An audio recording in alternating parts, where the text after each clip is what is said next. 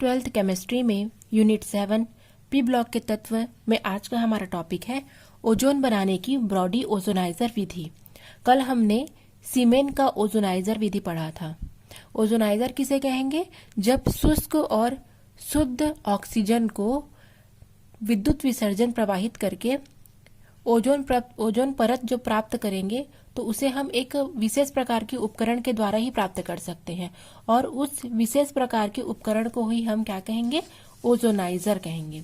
तो आज हम लोग ब्रॉडी ओजोनाइजर विधि पढ़ेंगे। ये भी एग्जाम के लिए बहुत इंपॉर्टेंट क्वेश्चन है। क्वेश्चन एग्जाम में 3 नंबर के क्वेश्चन में पूछे जाते हैं। चलिए स्टार्ट करते हैं ब्रॉडी ओजोनाइजर का विधि। आप देख सकते हैं यहाँ पर जो डायग्राम बना है, ये एक क्या है? कांच का बर्तन है। यहाँ पर ये जो उपकरण आप देख रहे हैं, जो यू आकार की कांच की नली है, और ये जो एपरेटस है, इसे बोलते हैं ब्रॉडी ओजोनाइजर उपकरण। ठीक है। और यहाँ पर ये क्या लगी है? प्लेटिनम के, या प्लेटिनम की जगह हम कॉपर के भी इलेक्ट्रोड ले सकते हैं। प्लेटिनम या कॉपर के इलेक्ट्रोड हैं, और इसके अंदर परख नली के अंदर और जो बाहर में जो द्रव भरा है वह है तनु H2SO4। ठीक है। और यहाँ से प्रेरण कुंडली के द्वारा इसे जोड़ दिया गया है ताकि विद्युत धारा प्रवाहित की जा सके। तो ये हो गया इस उपकरण के बारे में। अब हम इसके विधि के बारे में पढ़ेंगे। ओजोन बनाने की इस विधि में ब्रॉडी ओजोनाइजर जो उपकरण होता है, इसे हम एक कांच के बर्तन में लटका लेते हैं। ठीक है। कांच के बर्तन में लटकाने से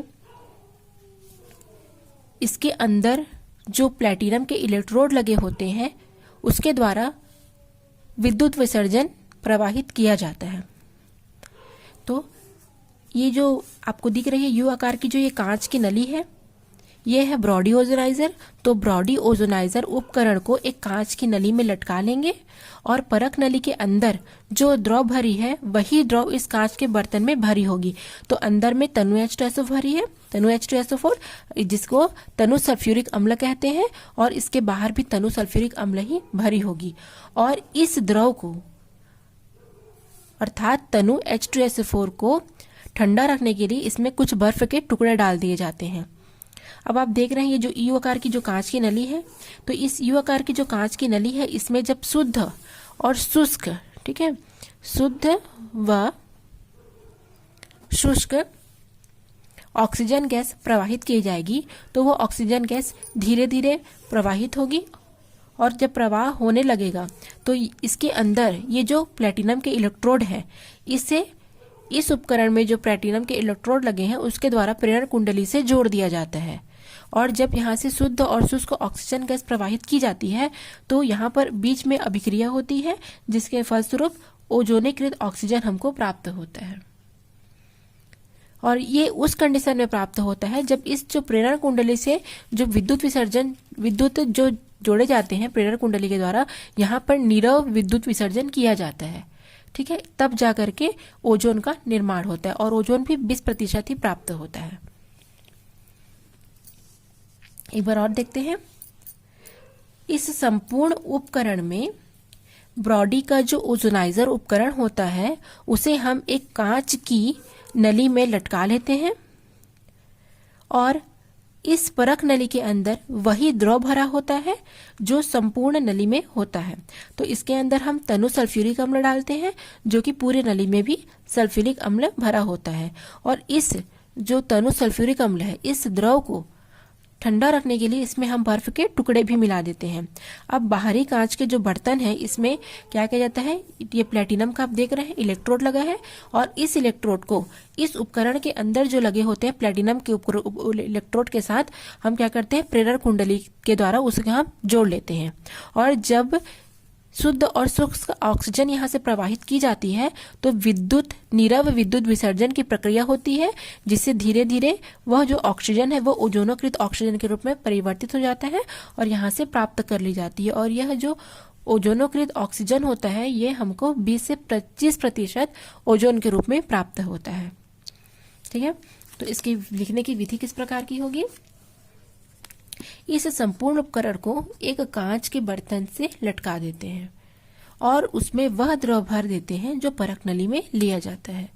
द्रव को ठंडा रखने के लिए उसमें कुछ बर्फ के टुकड़े डाल देते हैं। अब परख नली के अब बाहरी कांच के जो बर्तन होते हैं,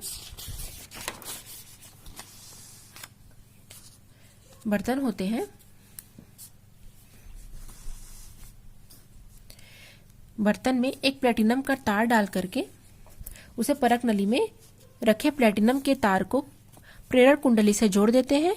यू नली के पतले मुंह की ओर से जब वलयाकार स्थान में शुद्ध और शुष्क ऑक्सीजन प्रवाहित किया जाता है, नीरव विद्युत विसर्जन के द्वारा प्रवाहित करने से ओजोनकृत ऑक्सीजन प्राप्त होती है, जिसमें ओजोन की मात्रा 20% से 25% के बीच में होती है।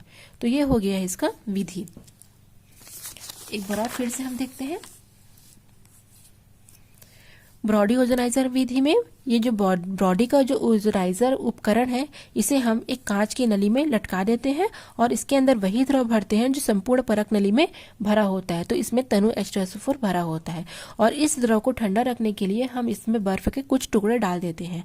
अब इसके बाहरी जो कांच का जो बर्तन होता है, ठीक है, उसमें एक प्लेटिनम का इलेक्ट्रोड लगा होता है जो उपकरण के अंदर के प्लेटिनम के इलेक्ट्रोड के साथ, ठीक है, प्रेरण कुंडली के द्वारा उसे जोड़ दिया जाता है। और जब इस यू आकार की जो कांच की वलयाकार नली है, इसमें जब शुद्ध और शुष्क ऑक्सीजन धीरे धीरे प्रवाहित की जाती है, तो ये जो प्लेटिनम के जो दोनों इलेक्ट्रोड लगे होते हैं, इनमें क्या होता है, इनके ध्रुवों में नीरव विद्युत विसर्जन की प्रक्रिया होती है, जिसके कारण नली के जो बीच है उसमें ऑक्सीजन, ठीक है, ओजोनकृत ऑक्सीजन के रूप में परिवर्तित हो जाता है। और यह जो ओजोनकृत ऑक्सीजन होती है वो 20% से 25% के बीच हमको ओजोन के रूप में प्राप्त होती है। तो ये हो गया आपका ब्रॉडी ओजोनाइजर की विधि। अब है इसका गुणधर्म। ओजोन के गुणधर्म। भौतिक गुण में क्या होगा, यह हल्के नीले रंग की मछली सी दुर्गंध वाली गैस होती है। अर्थात ओजोन वह गैस होती है जो हल्के नीले रंग की होगी और एक मछली की जो बदबू आती है, ठीक है, मछली सी दुर्गंध वाली गैस होती है। यह 1.67 गुना मतलब हवा से भारी होता है। इसका वाष्प घनत्व 24 होता है, जबकि वायु का कितना होगा, 14.4, अर्थात ये वायु से भी अधिक भारी होती है और यह एक विषैली गैस होती है। ठंडा करने पर द्रव ओजोन का रंग गहरा नीला हो जाता है, ठीक है। ये तो रियलिटी में है ना, हल्के नीले का होता है, हल्के नीले रंग का होता है, लेकिन जैसे ही इसको हम ठंडा करते हैं तो ये हल्का नीला है वो गहरे नीले रंग के रूप में चेंजेस हो जाता है। और उसका क्वथनांक भी -112.4 डिग्री सेल्सियस होता है, 112.4 डिग्री सेल्सियस होता है। ठोस ओजोन के क्रिस्टल बैंगनी रंग के होते हैं और -249.7 डिग्री सेंटीग्रेड पर पिघलते हैं। जल में ये अल्प विलेय है, किंतु कार्बन टेट्राक्लोराइड में बहुत अधिक विलेय है। विलयन का रंग क्या होता है, नीला होता है, क्योंकि इसको जब हम कार्बन टेट्राक्लोराइड में विलेय करेंगे तो इसका रंग नीला हो जाता है। अब हम इसके उपयोग के बारे में पढ़ लेते हैं। ओजोन के उपयोग। तीव्र ऑक्सीकारक होने के कारण इसका उपयोग कीटाणुनाशक और विरंजक पदार्थ के रूप में किया जाता है, बहुत अधिक मात्रा में, ठीक है, क्योंकि ये कीटाणुनाशक होता है। इसलिए ऑक्सीकारक होने के कारण, तीव्र ऑक्सीकारक प्रवृत्ति रखने के कारण इसका उपयोग हम कीटाणुनाशक और विरंजक पदार्थ के रूप में करते हैं। यह सिनेमा घर में, जमीन के अंदर चलने वाली रेल में, सुरंग, खदान की वायु को शुद्ध करने में प्रयुक्त होता है, ठीक है। सिनेमा घर में, जमीन के अंदर जो बहुत सारी रेल चलती हैं, सुरंग में, खदान की वायु को शुद्ध करने में हम ओजोन गैस का उपयोग करते हैं। पानी को कीटाणु रहित करने में तथा खाने की वस्तुओं को सड़ने से बचाने के लिए हम इसका उपयोग करते हैं। बनावटी रेशम और कपूर बनाने में, चाय, तंबाकू और चमड़े के व्यवसाय में इसका उपयोग किया जाता है। तो इतने सारे उपयोग है, ठीक है। आप कम से कम कोई 3 उपयोग तो याद कर ही सकते हैं, ठीक है। आज का टॉपिक यही कंप्लीट हुआ। Thanks for watching.